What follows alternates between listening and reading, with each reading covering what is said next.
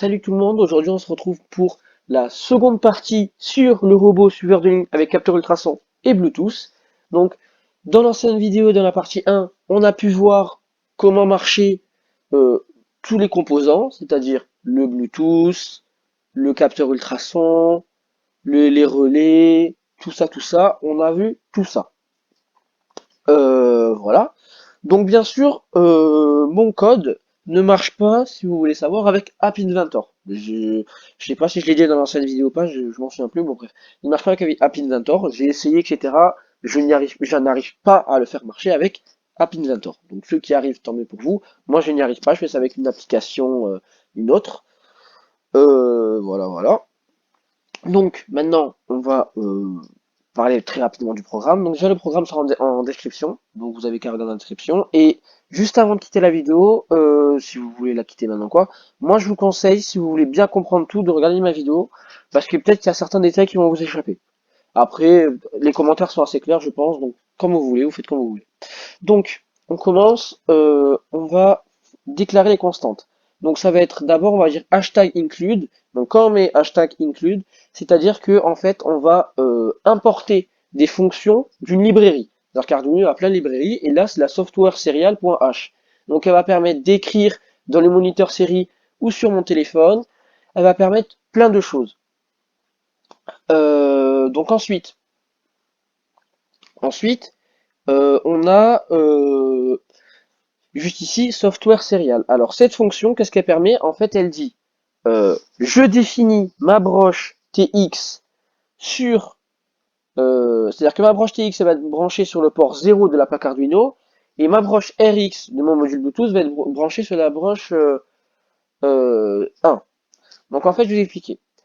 Cette partie-là, que vous voyez juste ici, là, que je vais surligner en orange, donc là, cette partie-là, c'est la partie, on va partir de référence le module Bluetooth. C'est-à-dire qu'on va dire le TX de mon module Bluetooth, il est branché sur le 0 et le RX sur le 1.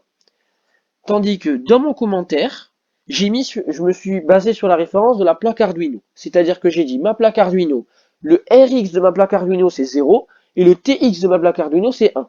Donc là, si vous avez la part logique, donc on a compris que il faut brancher TX sur RX et RX sur TX. Voilà. RX égale réception, TX transmission. Ensuite, on va créer une variable qui s'appelle appdata et on va dire qu'elle peut sauver des valeurs du moment que c'est un caractère. Pareil pour indata qu'on va initier à vide. Donc, à quoi ça sert de l'initier à vide? C'est juste pour démarrer le programme. Vous pouvez très bien l'initier avec une valeur qui peut être 0, -1, ce que vous voulez. Mais ça va dépendre en fait de la condition que vous allez mettre après. Donc on va voir ça au fil du programme. Parce que quand même il est assez long et il faut le comprendre. Ensuite, ça c'est pour le capteur ultrason. D'accord? Donc, trigger égale 10, ça veut dire que la broche la broche de comment dire la broche trigger de mon capteur ultrason est branchée sur le port 10 de ma plaque Arduino. La broche écho de mon capteur ultrason est branchée sur le port 11 de mon Arduino, etc. Donc pareil pour la LED V c'est LED verte, LED R c'est LED rouge, etc. Donc 4, 9, capteur gauche, capteur droit. Donc là normalement vous avez compris la logique. Si vous n'avez pas compris, je me répète. En fait, on va donner des. Là en fait c'est juste pour me simplifier la vie.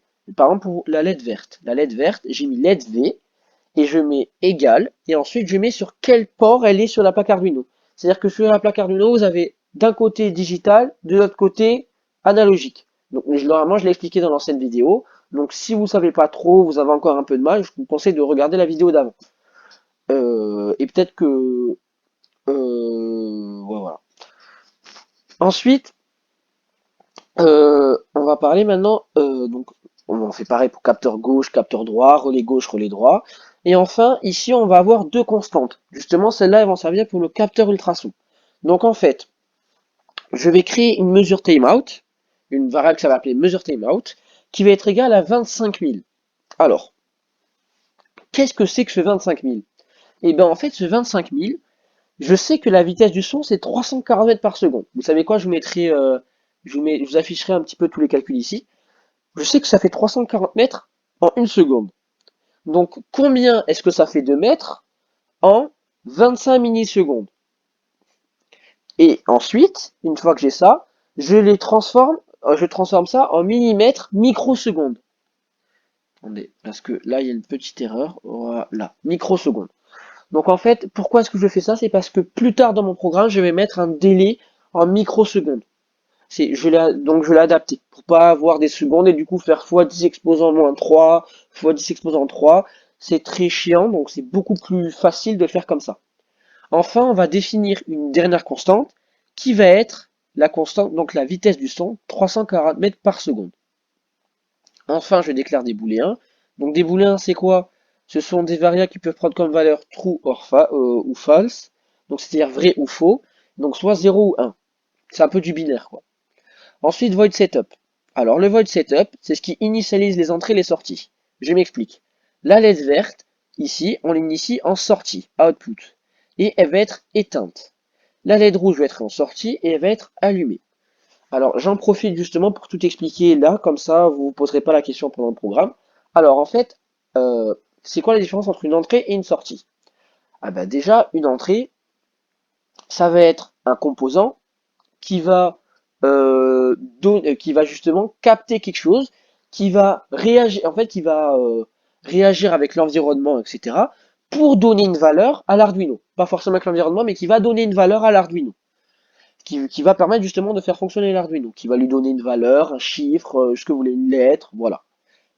Par contre, une sortie, ça va être la conséquence, c'est-à-dire que l'Arduino va réfléchir, et en fonction de ce qu'il aura reçu, il va faire des actions sur eux. C'est-à-dire que par exemple, la LED verte, l'Arduino va l'allumer ou l'éteindre. Mais par exemple, je sais pas moi, le capteur gauche, c'est pas lui qui va éteindre ou allumer le capteur. Les capteurs sont toujours allumés et c'est eux qui vont eux-mêmes s'éteindre ou s'allumer. Voilà. Et ensuite, je fais un deuxième point. Pour les LED, high veut dire éteint et low veut dire allumé. Mais pour tous les autres composants de mon programme, donc relais gauche, trigger, écho, etc., low voudra dire allumé, éteint, pardon, et high voudra dire allumé. Donc en fait, si vous voulez, les LED, c'est l'inverse de tout le reste. Ensuite, dans mon programme, après j'ai pas testé avec d'autres composants, mais dans mon programme c'est comme ça. Ensuite, je dis que c'est le relais gauche qui est en sortie, relais droit sortie, pareil pour les LED rouges, LED vertes, donc voilà, voilà. Là, je viens de voir, mais regardez, voilà, là, je viens de voir que j'ai une petite erreur, c'est que ici, je définis deux fois la LED, ce qui est totalement, c'est pas très logique, puisque je l'ai déjà fait auparavant. Ensuite, ici, alors ça, c'est très important. Ça, c'est vraiment quelque chose, pas qui prend du temps à comprendre, mais qui, euh, qui va peu attirer l'attention, et c'est là où justement les bugs vont venir énormément. Donc en fait ça, parce qu'en fait si vous voulez ce programme, vous pouvez le faire marcher via le moniteur série qui est juste ici. Donc, vous pouvez l'ouvrir et voilà, vous l'avez, etc. Par contre, vous voyez, voilà, ça fait ça, nanana, et là je peux mettre 1, et ça peut changer ma valeur, 2, etc. etc. Donc c'est pas ça le truc où on va s'intéresser, c'est voilà. Donc le moniteur série, en fait, pourquoi est-ce qu'il marche pas? C'est parce que j'ai programmé de telle sorte à ce que le moniteur série ne puisse pas marcher, mais que mon téléphone puisse marcher. Donc c'est pas ça le plus important, mais voilà. Donc ensuite, euh, ensuite, on va donc écrire serial print HM13 est allumé. Donc voilà. Donc en gros, là, la présentation que je vous ai faite, le souci c'est que c'est le programme que j'ai testé auparavant. Donc là, je l'ai juste, si vous voulez, parce qu'en fait, j'avais tout mis en anglais, parce que je trouvais ça plus simple, etc. Et là, ben, du coup, j'en ai profité pour la vidéo, pour pas que ça soit trop compliqué et tout. J'ai tout remis en français, mais je viens de me rendre compte que j'ai oublié de téléverser mon programme. J'ai juste changé les commentaires, je les ai mis en français. Donc, ensuite, on va écrire serial print. Et en fait, le ln, qu'est-ce que c'est? Ce ln, en fait, c'est comme si vous appuyez sur entrée. C'est-à-dire qu'on va faire un retour à la ligne. C'est-à-dire que là, on va mettre HM13 est allumé. Et ensuite, on ira à la ligne. Si vous mettez juste serial print, ça, eh ben, on va rester sur la ligne. Donc, ce que vous écrirez après va revenir sur cette ligne. Moi, je veux pas. Je veux que ça revienne à la ligne pour que ça soit plus simple à comprendre.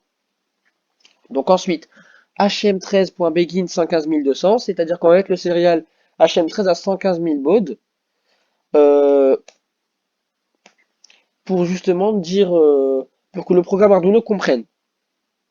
Enfin, on passe enfin à la boucle infinie. Alors, la boucle infinie. Euh, la boucle infinie, c'est quelque chose qui, justement, c'est là-dedans on aura notre programme. C'est-à-dire que ça va se répéter indéfiniment. C'est-à-dire que tout ça, ça se fait une seule fois. Ça, là, ça se fait une fois. Et une fois qu'on arrive ici, pardon, j'espère que je vous ai pas trop cassé la tête. Ouais, une fois qu'on arrive là, eh ben, c'est fini. C'est à partir de là où ça va faire que se répéter.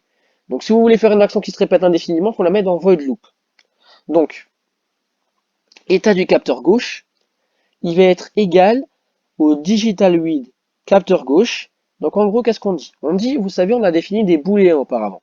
Ces booléens qui peuvent prendre des valeurs vraies ou fausses vont justement prendre la valeur digital read capteur gauche. C'est-à-dire que l'état du capteur gauche, on va lui dire, tu vas prendre la valeur, il va prendre la valeur du capteur gauche, et donc il va, grâce au capteur gauche qui va dire, je vois la ligne noire ou non, il va prendre une valeur. Donc, imaginons que le capteur gauche ne voit pas la ligne noire, état capteur gauche va être égal à 0. Et si il voit la ligne noire, ça va être égal à 1. Moi, je comprends ça comme ça, mais en réalité, c'est false et true. Pareil pour le capteur droit. Ensuite, vous voyez, j'ai oublié de le mettre. Donc, donc là, par exemple, pour hm13.listen. Donc, j'ai mis listen hm13 port, mais en fait, en réalité, c'est pas ça. C'est qu'en fait, on va autoriser l'Arduino à lire la valeur de hm13. C'est-à-dire qu'en fait, auparavant, il envoie des valeurs, mais on la lit pas, et à partir de ce moment-là, on va la lire. Et une fois qu'on l'a lu, et ben, la valeur de hm13, donc .available, et ben, tant que cette valeur elle va être supérieure à 0, c'est pour ça qu'auparavant, je vous ai dit, je l'ai initié à vide. Vous pouvez mettre 0, parce que j'ai mis supérieur à 0 dans ce cas-là. Mais si par exemple, vous vouliez mettre, je sais pas, des lettres, à ce moment-là, il faudra mettre quelque chose autrement. Il faudra dire tant que faudra trouver quelque chose. Moi, j'ai préféré faire ça avec des chiffres, c'était le plus simple et ça m'a paru le plus logique. Avec des chiffres, il faudrait y réfléchir, peut-être, je sais pas, par exemple, mettre tant que... à ce moment-là, au lieu de faire ça, au lieu de mettre des chiffres, vous avez qu'à donner justement en haut des valeurs aux chiffres. C'est-à-dire que la valeur A, etc., c'est combien, et comme ça, quand vous envoyez A, ça enverra un chiffre. Vous voyez ce que je veux dire? Donc, voilà. Donc là, par exemple, vous voyez, si à MHM13, il envoie une information, la lire seulement si la valeur elle est supérieure à 0. Ensuite, on va dire que appdata c'est égal à pas parce qu'on l'a défini, mais on n'a pas dit c'est égal à quoi. Elle va être égale à la valeur de HM13. Et le problème, c'est que si on mettait appdata dans le switch, ça ne marcherait pas. Donc du coup, on va faire un indata qui va être égal à... en gros, indata, qu'est-ce qu'il va faire? Il va sauver la donnée appdata en caractère, grâce justement à char.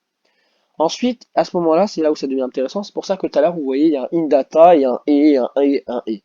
Donc moi, quand je l'initie à vide, ça met toujours un et. Mais un et, vous savez, en forme un petit peu de 8. Donc voilà. Donc on va mettre serial print indata égale, comme ça. Donc ça va écrire indata égale. Ensuite, on va mettre serial print ln indata. Donc là, ça va dire la valeur de indata. Et ensuite, on va faire un retour à la ligne. Et on met un délai de 500 millisecondes. Alors vous devez peut-être vous demander pourquoi je mets un délai. Les délais sont très importants, surtout pour le capteur ultrason. Le capteur ultrason a besoin d'un délai. Pour que le capteur marche bien, je pense qu'il faut au minimum un délai de 1 seconde et demie, pour que le capteur ultrason puisse bien fonctionner. Au total, hein, pas que sur le capteur. C'est-à-dire au total, quand la boucle infinie se répète, il faut qu'il y ait 1 seconde et demie si vous additionnez tous les délais. Euh, Maintenant, on va utiliser la commande switch. Alors switch, en fait, si vous voulez, ça vous permet de remplacer les if. C'est comme ça va plus simple et c'est plus rapide. Donc en gros, vous mettez switch, vous mettez la variable qui va prendre, qui va justement faire que si vous rentrez dans quel cas. Donc en fait, switch, c'est-à-dire que, vous savez quoi, on va prendre comme exemple hein, mon programme et comme ça va être plus simple pour vous. Donc en fait, switch in data, ça veut dire que on va partir du principe de la valeur indata et par exemple on va rentrer dans cette boucle et on va dire dans le cas où indata est égal à 1. Alors n'oubliez pas les apostrophes, c'est très important. Les apostrophes sont très importants. Apostrophe et l'apostrophe là-bas.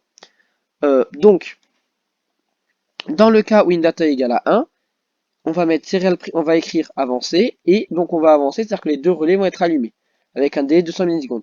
Dans le cas numéro 2, stop, les deux relais vont être éteints. Dans le cas 3, on va tourner à droite, le relais droit va être éteint, le relais gauche va être allumé, avec un délai, etc. avec le cas 4. Le cas 5, c'est justement le mode automatique, on en parlera après. Donc bien sûr, si vous avez remarqué, que vous avez un petit peu regardé, vous avez vu qu'il y avait des breaks.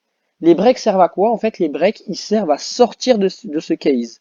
Donc en gros, quand on sort de ce break, on va remonter en haut, ici, dans la boucle, et on va refaire jusqu'à que, par exemple, j'en vois 2. Et bien à ce moment-là, on va faire ça, on va sauter, et on va aller dans là-dedans, et on va faire le break, on va revenir, etc. K3 pareil, K4 tourne à gauche, donc c'est écrit tourne à droite, etc., etc. Ça marche pareil. Enfin, maintenant, on passe au K5. Alors, le K5, c'est le mode automatique. Et donc là, c'est très simple. Justement, on va parler des booléens.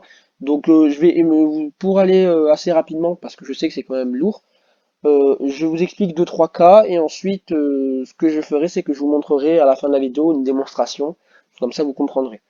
Donc, si l'état du capteur gauche, il est vrai, donc c'est-à-dire que le capteur gauche voit la ligne noire, mais que le capteur droit ne voit pas la ligne noire, ça veut dire qu'on doit tourner à gauche. Donc on va éteindre le relais gauche et on va allumer le relais droit. Donc c'est-à-dire que la roue droite va tourner. Maintenant, inversement, si le capteur gauche ne voit pas la ligne noire, mais que le capteur droit la voit, on va tourner à droite, etc. Pareil à l'arrêt, ça va être pareil, donc low, low, etc. Aller tout droit, c'est pareil. Ici, on va envoyer une impulsion high de 10 millisecondes sur le brush trigger. Alors high, je l'ai mis entre parenthèses, c'est-à-dire qu'en fait, on va l'allumer. Comme j'avais dit, high, low, etc., que j'avais expliqué au début de la vidéo. Donc le trigger, on l'allume. Vous voyez, délai microsecondes, 10 microsecondes, et ensuite, on l'éteint.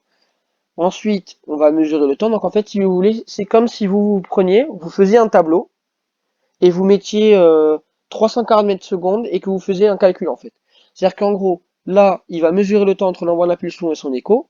Donc c'est-à-dire comme s'il avait un chronomètre, il appuie au départ quand il envoie son impulsion, et il réappuie dès que ça revient. Ensuite, on va avoir, on va avoir, on va calculer la distance à partir du temps mesuré. C'est-à-dire que cette mesure-là, vu qu'elle a fait un aller-retour, nous on veut juste l'aller. Donc on va diviser par 2, puisque la vitesse est constante, on va diviser par 2. Et ensuite on va multiplier par la vitesse du son. On va obtenir une valeur, donc la distance en millimètres justement, puisque avec les valeurs que j'ai utilisées, les microsecondes, etc., etc., on va avoir une valeur en millimètres. Et donc, n'oubliez pas qu'elle est en millimètres, donc mettez pas 6, mettez 60 si vous voulez 6 cm. Si vous voulez mettre 10 cm, et ben vous allez mettre 100 millimètres, etc. Donc là maintenant, si la distance en millimètres, elle est supérieure, on va allumer la LED verte et on va éteindre la LED rouge. Et etc. etc. Donc en fait ça c'est parce que mon programme fait que quand ma voiture elle a arrêté, c'est la LED rouge est allumée. Et quand mon programme bouge, la LED verte est allumée. Et la LED rouge est éteinte. Je l'ai pas fait pour le Bluetooth, parce que c'est en manuel. Je pourrais le faire, mais j'y ai pas pensé. Mais pour l'automatique, j'y ai pensé, je l'ai fait. Donc voilà, donc tout ça, c'est des cas. Si la distance, nanana, donc là, c'est juste les LED. C'est que les LED. Et enfin, il y a le dernier cas, qui est très important, c'est si la distance, elle est inférieure ou égale à 60, donc c'est-à-dire que si il y a un objet qui est détecté à moins de 6 cm du devant de mon robot, donc du capteur ultrason, alors on va allumer la LED rouge, on va éteindre la LED verte et on va éteindre les deux relais. Enfin, on met un délai de 1 seconde. Vous savez quoi, on va pas mettre 1 seconde, on va mettre 500 millisecondes. On met un break et enfin fin du switch et fin de la boucle infinie. Voilà, donc là c'était le programme suiveur de ligne. Donc ce que je vais faire, c'est que je vais vous montrer la manip et je vous montrerai pour activer le Bluetooth de mon téléphone. Ensuite, je clique sur la case qui est en haut à droite. Je vois HMSoft en deuxième appareil, je clique dessus. Je reçois un message et ensuite je vois la valeur de InData, puisque mon programme me l'écrit. Ensuite, donc par exemple, je vais envoyer le message 3. Il va tourner à droite. Ensuite, je vais lui envoyer le programme Stop. Ensuite, je lui envoie le programme par exemple Avancé. puis le programme tourne à gauche. Donc voilà, donc vous avez vu que le programme marche très bien. Et vous pouvez aussi faire ce programme avec le programme automatique qui est ma touche 5 sur mon programme. Je tiendrai juste à remarquer que vous pouvez voir que Rx ne fait que monter, c'est la réception de données. C'est-à-dire que vu que InData envoie avec automatique se montre régulièrement ou stop, c'est normal. Voilà. Donc j'espère que cette vidéo vous aura plu. N'hésitez pas à liker si cette vidéo vous a plu. Et si vous avez des questions, n'hésitez pas à me poser des questions dans les commentaires. Je lirai tous les commentaires et je ferai un maximum pour pouvoir vous répondre.